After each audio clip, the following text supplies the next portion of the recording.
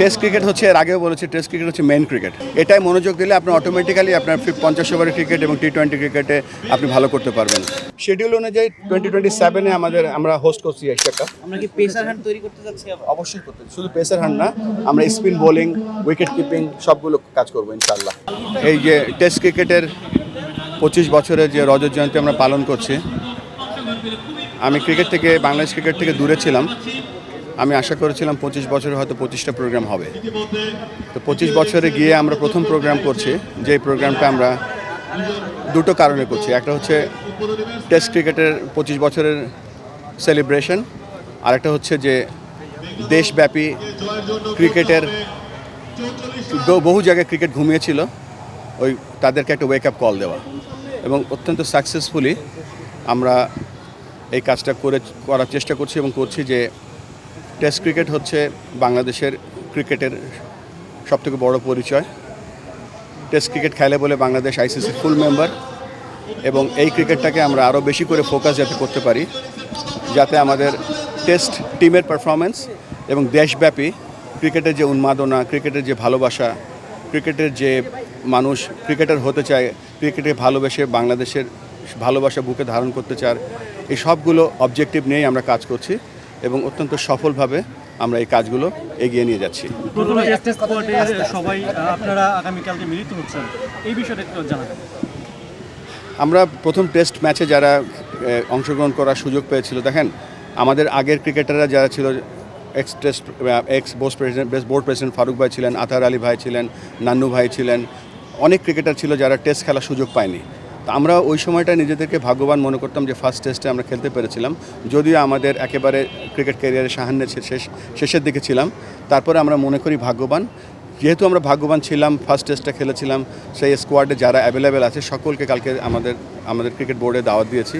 So mainly হচ্ছে আমাদের সেই পূর্বের 25 বছরের সেই স্মৃতিতে ফিরে যাওয়া, আমাদের সেই বন্ধুত্ব, ক্রিকেটের বন্ধুত্ব যাতে আমরা অটুট থাকে এবং তাদেরকে সম্মাননা জানানো। ক্যাপ্টেন ছিলেন যিনি প্রথম, অবশ্যই দাওয়াত দিয়েছি এবং দাওয়াতে দেওয়া হয়েছে, কলও করা হয়েছে এবং সকলকেই, এবং আমাদের দলে যে কোচ ছিলেন, যিনি ম্যানেজার ছিলেন, সবাইকে আমরা দাওয়াত দিয়েছি।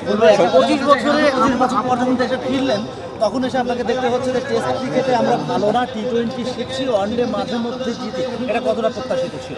দেখেন, টেস্ট ক্রিকেট হচ্ছে, এর আগেও বলেছি, টেস্ট ক্রিকেট হচ্ছে মেন ক্রিকেট।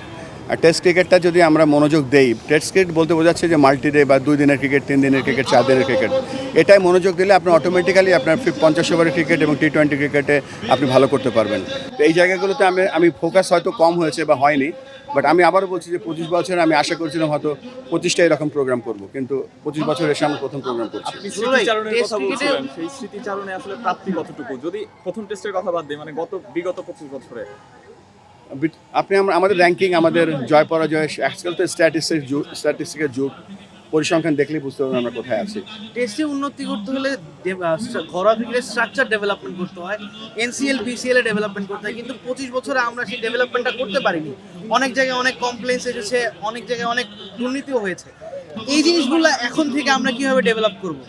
আজকে তো আমার এই পজিশনে আসার 1 মাসও হয়নি, তারপরে আমার কাছে মনে হয়েছে যে যে কোনো কাজে করার সময় একটা রিসার্চ করা উচিত। যেমন ধরেন এই বছরে যে কাজগুলো করলাম, তারপরে আমরা সেটা যদি পর্যালোচনা করি, তখন বুঝতে পারবো যে কেন হয়নি, কি করলে, what went good, what did not went good, তারপরে ধরেন কি করলে আরও ভালো করতে পারতাম। এর প্রত্যেক বছর যদি আমরা করতে থাকি, তাহলে ডেভেলপমেন্ট করতে পারতাম। আপনি একজন টেস্ট ক্রিকেটার ছিলেন বা ন্যাশনাল টিমের ক্রিকেটার ছিলেন, একজন প্রপার টেস্ট ক্রিকেটার হওয়ার জন্য কি করণীয় আপনার চোখে? আমরা এই কদিনে রাজশাহীতে, সিলেটে, চিটাগংয়ে, খুলনাতে এবং ঢাকাতে আমরা দেখবেন যে প্যারেন্টসদের কিছু কোচিং টিপস দিচ্ছে। দেখেন, একটা ছেলে বা একটা মেয়ে যখন সে সেঞ্চুরি করে, সে মিনিমাম 100টা বল খেলে। 100টা বল খেলার জন্য কিন্তু তাকে 100টা সিদ্ধান্ত নিতে হয় এবং 100টা রাইট সিদ্ধান্ত নিতে হয়। তো ক্রিকেট কোচের পক্ষে সবসময় জীবনের রাইট সিদ্ধান্তটা নেওয়া কঠিন হয়ে পড়ে।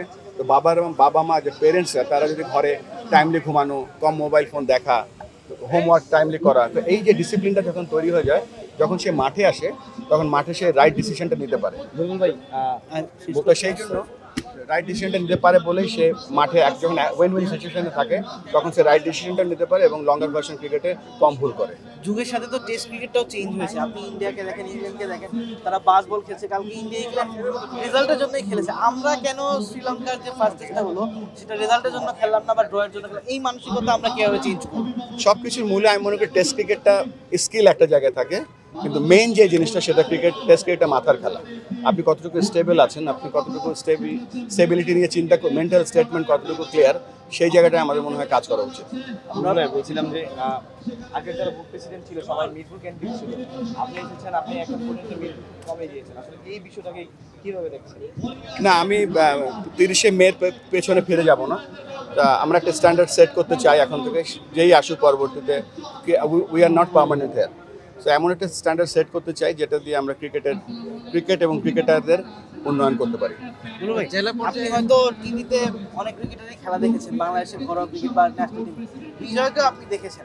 বিজয়ের মতো ক্রিকেটাররা ঘরোয়া ক্রিকেটে এত পারফর্ম করার পর ন্যাশনাল লেভেলে এসে কেন নিজেকে ডেলিভার করতে পারেন না? এই সমস্যাটা আপনার কাছে কি মনে হয়, সমাধান কোথায় বা এই প্রবলেমটা কোথায়? আমার যে পজিশন বোর্ড প্রেসিডেন্ট, আমার পক্ষে এটা বলা সম্ভব না। না, আপনি যদি আমাকে board president ছাড়া- প্লেয়ার হিসেবে, কোচ হিসেবে জিজ্ঞেস করতেন, হয়তো আমি একটা রিপ্লাই দিতে পারতাম, কিন্তু আমি দেবো না এই জন্য যে ওই কাজটার জন্য আমরা একটা কোচ রেখেছি। তো বেটার তার কাছে এই কোশ্চেনটা করেন। জেলা পর্যায়ে আসলে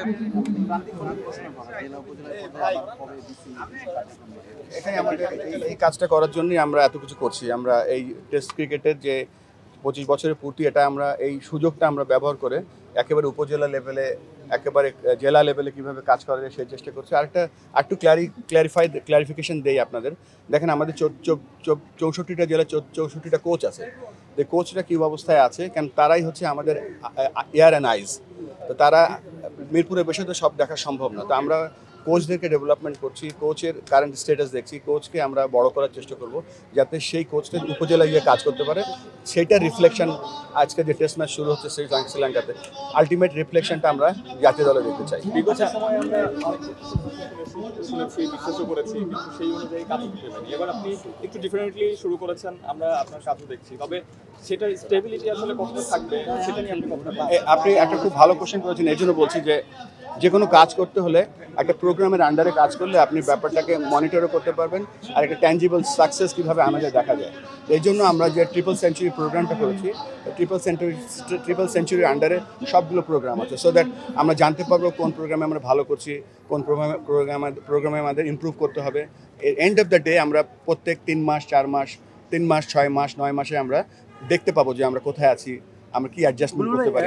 এই শেষ করতে দেই, মানে আমরা ধরেন এই কাজগুলো যে করছি প্রত্যেক 3 মাসের পরে দেখবো, 6 মাস পরে দেখবো, দেখার পরে যদি কিছু চেঞ্জ করতে হয় চেঞ্জ জানবো, তো হবে কি এন্ড অফ দ্য ডে আমরা একটা টেঞ্জেবল আউটকাম দেখতে পাবো। টেস্ট ক্রিকেট নিয়ে অনেক কথা হচ্ছে, এখন টেস্ট ক্যাপ্টেন্সি নিয়ে অনেক কথা হচ্ছে। এমনও খবর এসেছে যে নাজমুল হোসেন শান্ত তিনি চান না একই ড্রেসিং রুমে 3জন ক্যাপ্টেন থাকুক, এবং এটা তিনি আপনাদেরকে জানিয়েছেন। সেরকম যদি আপনাদেরকে জানিয়েছেন কিনা, বা তিনি ক্যাপ্টেনরা থাকতে চান না, এরকম কোনো না, এরকম কোনো কিছু শুনতে চাই না আমরা। আর 3 ক্যাপ্টেনের সিদ্ধান্তটা বোর্ডের নীতিগত সিদ্ধান্ত। ভাই, আমরা কলে দেখলাম মাঠটা কত সুন্দর, সমুদ্রের পাশে। আমাদের কক্সবাজার একটা স্টেডিয়াম আছে, আমি নিজে সেই স্টেডিয়ামে গিয়েছি, খুবই খারাপ অবস্থা। সেই স্টেডিয়ামকে ঘিরে আপনাদের পরিকল্পনা কি? ফতুল্লা স্টেডিয়ামকে ঘিরে আপনাদের পরিকল্পনা কি? আমরা প্রত্যেকটা যে আমাদের আমাদের যে গ্রাউন্ডস ডিপার্টমেন্ট আছে, আমি তাদের সাথে 3-4 বার মিটিং করেছি। যে গ্রাউন্ডগুলো এখন রেডি আছে এবং যে গ্রাউন্ডগুলো আমরা রেডি করার দরকার সেগুলো আমরা কাজ করছি। সবথেকে ইম্পর্টেন্টলি আমাদের মেন ফোকাস কিন্তু অলরেডি আমাদের টেস্ট ভেন্যুগুলো আছে, ওগুলো হয়তো রিপেয়ার করবো, মেনটেন করবো। আমরা যেই ফোকাসটা মেইনলি করছি সেটা হচ্ছে যে সকলের জন্য যেভাবে ক্রিকেট খেলতে হবে। দেখেন, আমরা ন্যাশনাল স্পোর্টস কাউন্সিলের কাছে আমরা গিয়ে বলেছি যে দেখেন, বাংলাদেশে অনেক গ্রাউন্ড আছে যেই গ্রাউন্ডগুলো গভর্নমেন্টের কন্ট্রোল আছে এবং সেখানে ফ্যাসিলিটি নেই, এবং তারা নীতিগতভাবে বা মৌখিকভাবে তারা আশ্বস্ত করেছে যে সমস্ত উইকেটগুলোকে তারা সিনথেটিক পিচ বসিয়ে দেবে। সিনথেটিক পিচ বসিয়ে দিলে যেটা হবে সেটা হচ্ছে যে একটা ইভেন্ট বাউন্সে খেলবে ছেলেরা মেয়েরা, এবং সেখানে ফুটবলও খেলতে পারবে। সো ওই মাঠগুলোকে আমরা যেন সবার ব্যবহারের জন্য ফ্যাসিলিটির দিকে বেশি ফোকাস করছি আমরা। আরেকটা কোশ্চেন, 25 বছর হলো, 25 বছর উপলক্ষে আমাদের কোনো মানে অন্যান্য দেশকে আমরা দেখি যে সিলভার জুবলি, প্ল্যাটিনাম জুবলিতে কোনো দেশকে আমন্ত্রণ জানিয়ে ক্রিকেট খেলে। আমাদের কি এমন কোনো প্ল্যান আছে কিনা? আর ভারত পাকিস্তান দ্বন্দ্বে এশিয়া কাপটা একটু দোদুল্যমান অবস্থায় আছে, আমাদের কি এশিয়া কাপ আয়োজনের কোনো পরিকল্পনা আছে কিনা? শিডিউল অনুযায়ী 2027-এ আমরা হোস্ট করছি এশিয়া কাপ। এবছর কোনো এবছর এশিয়া কাপ যেহেতু আমি এই কয়েকদিন আগে এসএসসি ডিরেক্টর হয়েছি, আমি এখন জানি না, মিটিংয়ের পরে বলতে পারবো।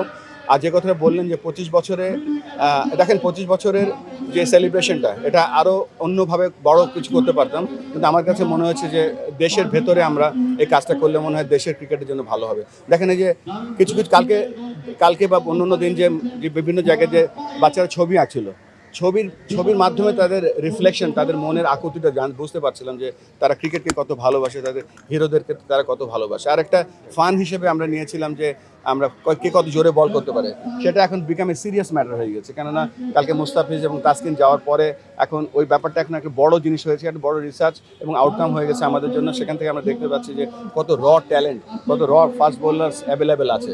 আমরা যখন প্রপার ট্যালেন্ট সার্চ করবো তখন নিশ্চয়ই এর থেকে আরও বেশি আমরা প্লেয়ার পাবো। কেননা বাংলাদেশের মতন এই সুযোগ, বাংলাদেশের মতন এত লোক, বাংলাদেশের মতো এত পসিবিলিটি আমি পৃথিবীর আর কোথাও দেখিনি। আমরা কি পেসার হ্যান্ড তৈরি করতে যাচ্ছি? অবশ্যই করতে, শুধু পেসার হ্যান্ড না, আমরা স্পিন বোলিং, উইকেট কিপিং সবগুলো কাজ করবো ইনশাআল্লাহ।